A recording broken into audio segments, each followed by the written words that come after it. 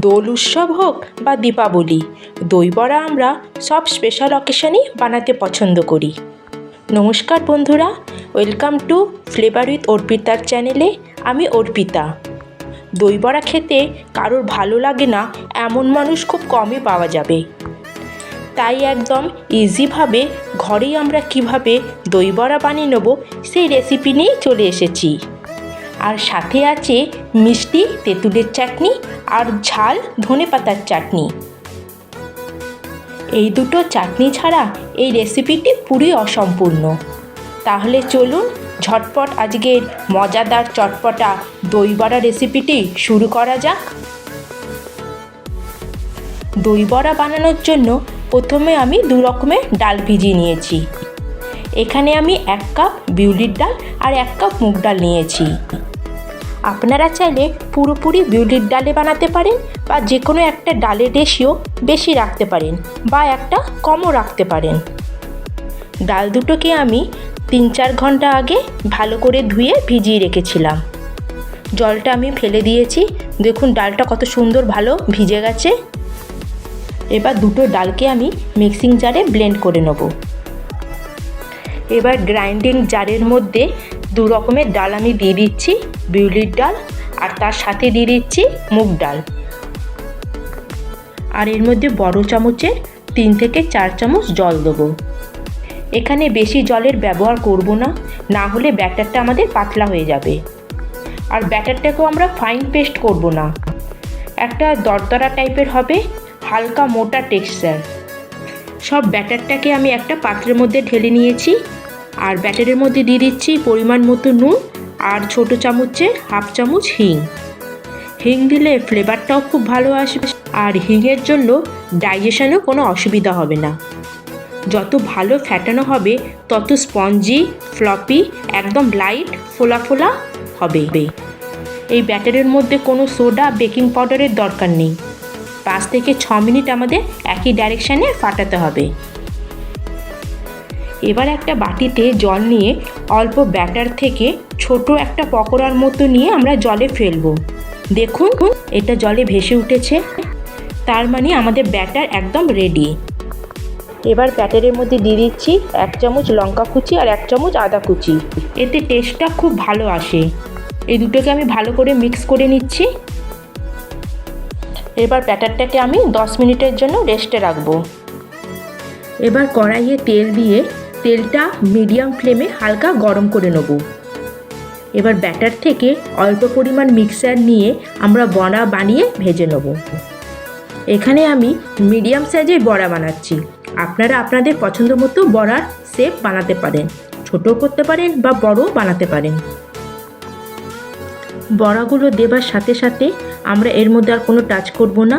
নিচে যখন হালকা গোল্ডেন কালার হবে তখনই একটা চামচ দিয়ে আমরা রোটেট করে এটাকে পাল্টে দেবো।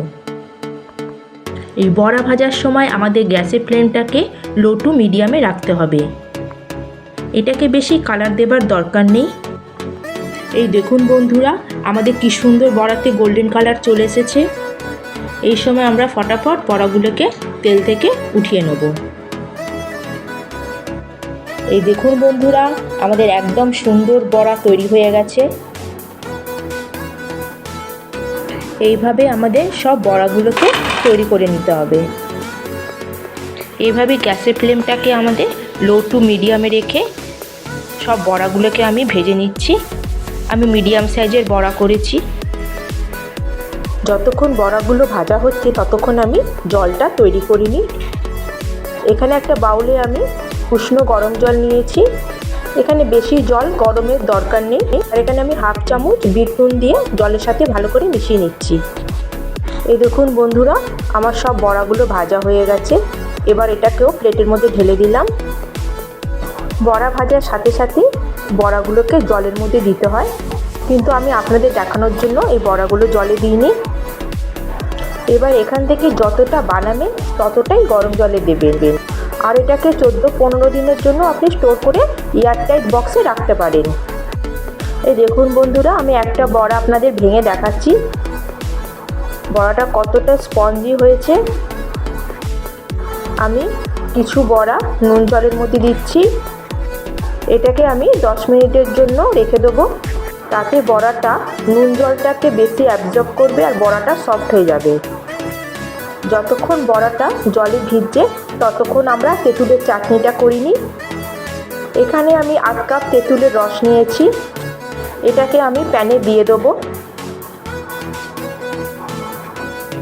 এবার এর মধ্যে অল্প জল দেব আর তার সাথে দেবো 1 চামচ কাশ্মীরি লঙ্কা পাউডার, 1 চামচ রোস্টেড জিরে পাউডার,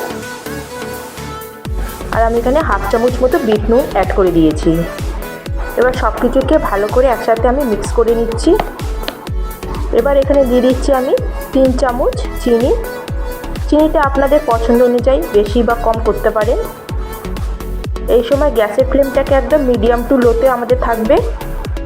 চিনিটাকে আমাদের ভালো করে মিক্স করে নিতে হবে। চাটনিটা আমাদের একটু ঘন হওয়া পর্যন্ত এরকম কন্টিনিউ নাড়াতে থাকতে হবে। এই চাটনিটা আমাদের 5 মিনিটের জন্য লো ফ্লেমে এভাবে নাড়াতে থাকবো।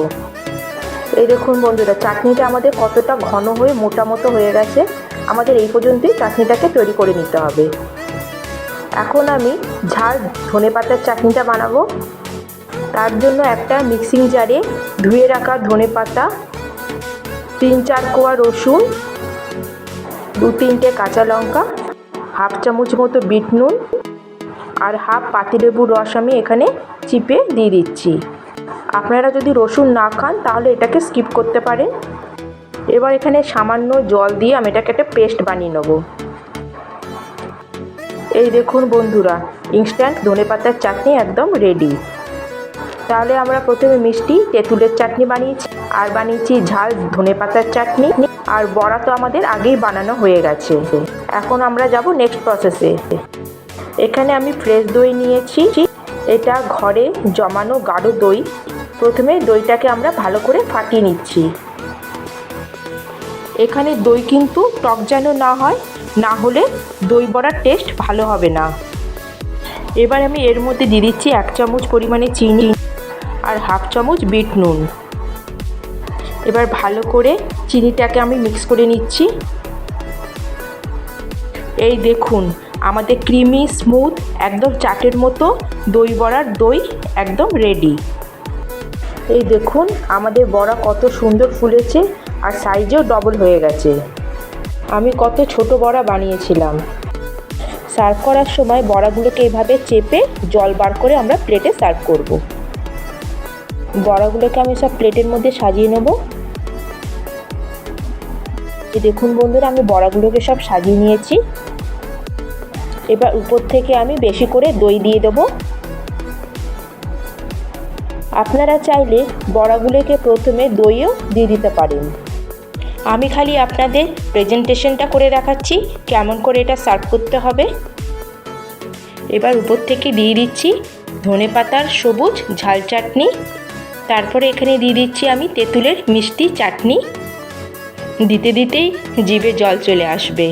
আচ্ছা বন্ধুরা, আপনাদের যদি আজকের এই রেসিপি একটুও ভালো লেগে থাকে তাহলে আপনাদের চ্যানেল ফ্লেভার উইথ অর্পিতাকে সাবস্ক্রাইব করে আমার পাশে থাকবেন। এবার উপর থেকে ছড়িয়ে দিচ্ছি ভাজা জিরের গুঁড়ো। এবার দিচ্ছি কাশ্মীরি লঙ্কা পাউডার। এবার ছড়িয়ে দিচ্ছি সামান্য বিট নুন। এবার দিয়ে দিচ্ছি চাট মশলা। এবার সবার শেষে গার্নিশিংয়ে দিচ্ছি ঝুরি ভাজা। তাহলে দেখুন বন্ধুরা, আমাদের সুপার টেস্টি চটপটা মজাদার দই বড়া একদম রেডি। তাহলে আর দেরি না করে ঝটপট বানিয়ে ফেলুন আজকের এই দই বড়া রেসিপি। এবার এটাকে একটু আমি কেটে আপনাদের দেখাচ্ছি। আপনারা দেখেই বুঝতে পারছেন কতটা সফট হয়েছে। এবার আমি দোনাতেও সার্ভ করে দেখাচ্ছি। কি লাগছে না একদম দোকানের মতো? তাহলে দেখা হবে অন্য আরেকটি নতুন রেসিপি নিয়ে। ভালো থাকবেন, সুস্থ থাকবেন।